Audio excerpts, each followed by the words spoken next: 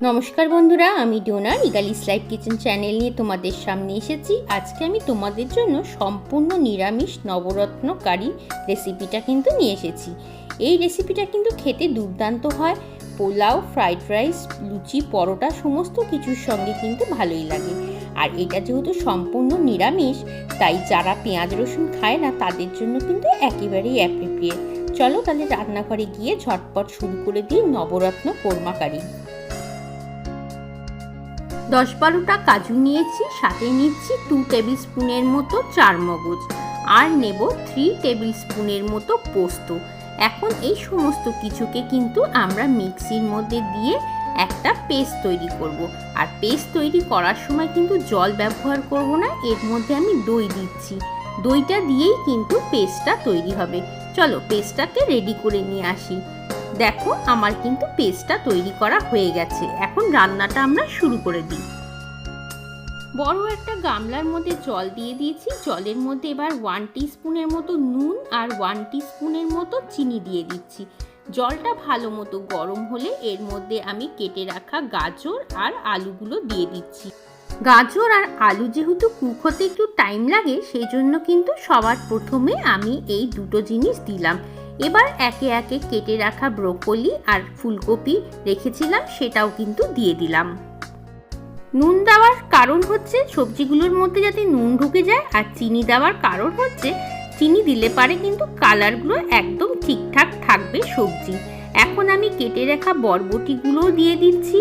এগুলো কিন্তু খুব বেশি বয়েল করার দরকার নেই, মোটামুটি 5 মিনিট বয়েল করলেই কিন্তু হয়ে যাবে। বয়েল করা কিন্তু আমার প্রায় শেষ হয়ে গেছে। এখন আমি গরম জলের মধ্যে 2 হাতা মটরশুঁটি দিয়ে দিচ্ছি। মটরশুঁটিটাও দিলাম কারণ মটরশুঁটিটাও যদি বয়েল হয়ে থাকে তাহলে কিন্তু সবজিটা রান্না করতে আমার খুব বেশি সময় লাগবে না। আর এই বয়েল করা জলটা কিন্তু একেবারেই ফেলবে না, এইটা দিয়েই কিন্তু বাকি রান্নাটা হবে। এখন সবজিগুলোকে জল থেকে তুলে নেব। আর অপর দিকে দেখো আমি একটা ভাজা মশলা তৈরি করছি। ভাজা মশলার জন্য আমি দিয়েছি 1 টেবিল স্পুনের মতো ধনে আর 1 টেবিল স্পুনের মতো জিরে, আর কিছু গরম মশলা আমি ব্যবহার করছি, সেগুলোও কিন্তু এই সময় আমি ড্রাই রোস্ট করে নেব। আর ড্রাই রোস্ট করার যে মশলাগুলো সেগুলো কিন্তু খুব বেশি ড্রাই রোস্ট করার দরকার নেই, মোটামুটি 2 থেকে 3 মিনিট ড্রাই রোস্ট করলেই হয়ে যাবে। দেখো এটাও কিন্তু আমার তৈরি হয়ে গেল। এখন মিক্সিতে গুঁড়ো করে নেব। দেখো ডেকচির মধ্যে আমি সাদা তেল দিয়ে দিচ্ছি। সবজিটা যেহেতু সাদা তাই সাদা তেলেই তৈরি হবে। আর আমি দিচ্ছি 1 টিস্পুনের মতো ঘি। তেল আর ঘিটা ভালো মতো গরম করে আমি এর মধ্যে কিছু ফোড়ন দেব। ফোড়ন হিসেবে প্রথমে দিচ্ছি আমি তেজপাতা। আর যে গরম মশলাগুলো ফোড়নে দিচ্ছি সেগুলো কিন্তু পাশে স্ক্রিনে লিখে দেওয়া আছে, তোমরা কাইন্ডলি একটু পড়ে নিয়ে তারপরে কিন্তু গরম মশলাগুলো দিও। দেখো এখন কিন্তু আমরা যে বয়েল করা সবজিগুলো রেখেছিলাম সেগুলোও কিন্তু তেলের মধ্যে ছেড়ে দিচ্ছি। সবজিগুলো তেলের মধ্যে ছাড়ার পরে আমরা কিন্তু এটাকে একটু বেশি সময় ধরে ভালো করে ভেজে নেব। আর এই সময় গ্যাসের আঁচটা কিন্তু মিডিয়ামে করতে হবে। সবজিগুলো জলগুলো শুকিয়ে গেলে তারপরে কিন্তু আমরা আস্তে আস্তে করে মশলাগুলো বাকি যেগুলো দেবো এর মধ্যে সেগুলো অ্যাড করতে থাকবো। কিন্তু এই ভাজার কাজটাকে একটু সময় নিয়ে করতেই হবে। আর একটা কথা বলে রাখি, সবজিগুলো কিন্তু খুব বেশি বয়েল করবে না, তাহলে কিন্তু ভাজার সময় সবজিগুলো একেবারেই ভেঙে ভেঙে যাবে আর রান্নাটা হয়ে গেলে কিন্তু সব মিশে যাবে। সেই জন্য খুব বেশি বয়েল না, মোটামুটি 5 মিনিট সময় নিয়ে বয়েল করলেই হয়ে যাবে। আমি এখন এর মধ্যে একটু নুন দিয়ে দিচ্ছি। আর নুনের পরিমাণটা কিন্তু খেয়াল রাখতে হবে, আমরা কিন্তু সেদ্ধর সময় একটু নুন দিয়েছি আর এখনও অল্প একটু নুন দিলাম। আমি কিন্তু একবারেই সব নুন দিচ্ছি না, অল্প অল্প করে নুনটা আমি অবস্থা বুঝে সেই বুঝেই অ্যাড করতে থাকবো। সবজিটা ভাজতে ভাজতে আমার 5-6 মিনিট হয়ে গিয়েছে। এখন আমি এর মধ্যে আদা বাটা দিচ্ছি। 4 টিস্পুনের মতো আদা বাটা আমি এর মধ্যে দিচ্ছি। আমার এখানে সবজির পরিমাণটা যেহেতু অনেক, মানে আমি এই রান্নাটা মোটামুটি 15 থেকে 17 জনের জন্য করছি, তাই কিন্তু সমস্ত কিছুর কোয়ান্টিটি বেশি হচ্ছে। আর তোমাদের ক্ষেত্রে যদি কম হয় তাহলে কিন্তু অবশ্যই কোয়ান্টিটিগুলো কমিয়ে কমিয়ে রান্না করবে। নবরত্ন কোরমা কারিতে আমি একটু সুইট কর্ন দেবো। সুইট কর্নগুলোকে একটু বয়েল করে রেখেছিলাম, এখন আমি সুইট কর্নটা সবজির সাথে মিশিয়ে দিলাম। এখন আমি সবজির মধ্যে 4 থেকে 5 টেবিল স্পুনের মতো দই দিব। দইটা দেওয়ার সময় গ্যাসের আঁচ কিন্তু একেবারেই স্লো করে রাখতে হবে। দইটা ভালো মতো মিশে গেলে তারপরে কিন্তু আঁচটা বাড়াবে। দইয়ের সাথে সাথে আমি একটু গরম জল দিয়ে দিলাম। গরম জল দিলে পারে দইটা বেশ ভালো করে সবজির সাথে কিন্তু মিশে যাবে।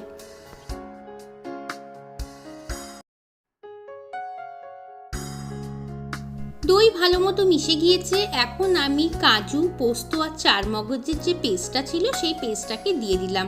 বাটিটা ধুয়ে আমি একটু জলও দিয়ে দিলাম। এখন কিন্তু আমরা গ্যাসের আঁচটাকে একেবারে স্লো টু মিডিয়ামে রাখবো, কারণ কাজু বাদাম দিলে কিন্তু অনেক সময় তলা থেকে ধরে যায়। সেই জন্য খুব কেয়ারফুলি কিন্তু এখন সবজিগুলোকে নাড়াচাড়া করতে হবে।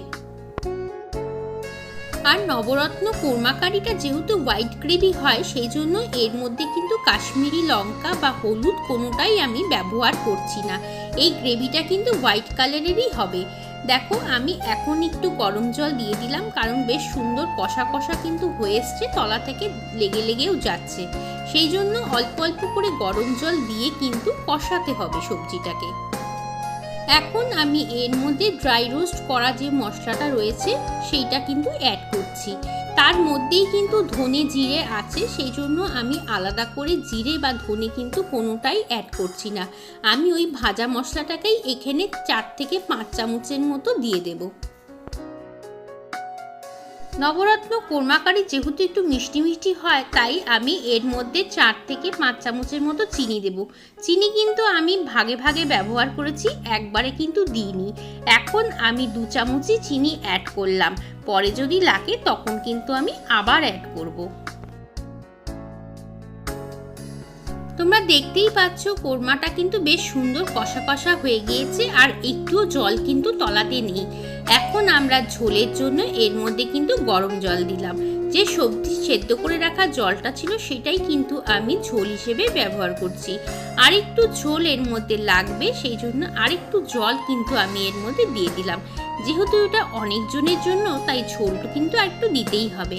দেখো বেশ সুন্দর ঝোল ঝোল হয়েছে। এবার এটাকে ভালো করে ফুটতে দেব এবং অবশ্যই কিন্তু ঢাকা দিয়ে দিব 5 থেকে 7 মিনিটের জন্য। 5-7 মিনিট পরে তোমাদের সামনে ফিরে এলাম। দেখতেই পাচ্ছ একদম সবকিছু সবজি ভালো মতো সেদ্ধ হয়ে গেছে এবং ঝোলটাও কিন্তু প্রায় শুকনো শুকনো হয়ে এসছে। এখন আমরা সবজিটাকে অন্য গ্যাসে রেখে দিচ্ছি এবং অন্য একটা কড়া বসিয়ে ওর মধ্যে সাদা তেল আর একটু বাটার দিয়ে দিলাম। এখন বাটারটাকে আমরা একটু মেল্ট করে নিয়ে আগে থেকে কেটে রাখা ক্যাপসিকাম আর টমেটোটাকে দিয়ে দিলাম। টমেটো ক্যাপসিকামটাকে মোটামুটি হালকা করে একটু ভেজে নেব। ভাজার সময় একটু নুন দিয়ে দিলাম যাতে তাড়াতাড়ি ভাজাটা হয়ে যায়, এবং এর মধ্যে আমি 5-6 কোনা কাঁচা লঙ্কা কিন্তু চিড়ে চিড়ে রেখেছি, সেইটাকেও দিয়ে দিলাম। কাঁচা লঙ্কা দিলে কিন্তু রান্নার গন্ধটা বেশ ভালো হয়, সেই জন্য আমি এটাকে লাস্টের দিকে ব্যবহার করছি। টমেটো ক্যাপসিকাম ভাজার সময় তোমরা এই সময় চাইলে কিন্তু কাজু কিশমিশও একসঙ্গে দিয়ে দিতে পারো। আমি কাজু বাটা দিয়েছি, তাই আর কিশমিশ আর কাজু কোনোটাই আমি এর মধ্যে অ্যাড করলাম না। এখন আমি কেটে রাখা ছোট ছোট করে পনিরগুলোকে দিয়ে দিলাম। পনিরগুলো কিন্তু খুব হালকা করে ভাজতে হবে, জাস্ট নাড়াচাড়া করেই কিন্তু আমরা পুরোটাই ওই নবরত্ন কোরমা কারিটার মধ্যে ঢেলে দেব।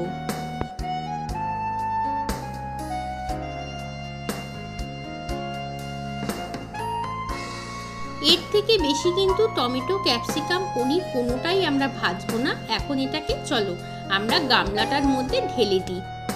ক্যাপসিকাম পনির আর টমেটোকে আমরা এখন ভালো করে আলতো হাতে কিন্তু সবজির সাথে মিশিয়ে দেব। খুব বেশি ঘাটাঘাটি কিন্তু করতে যেও না, তাহলে কিন্তু পনিরগুলো খুব ভেঙে যাবে। সেই জন্য আলতো হাতে এটাকে নেড়ে ভালো মতো মিশিয়ে আমরা কিন্তু একটু ফুটতে দেব।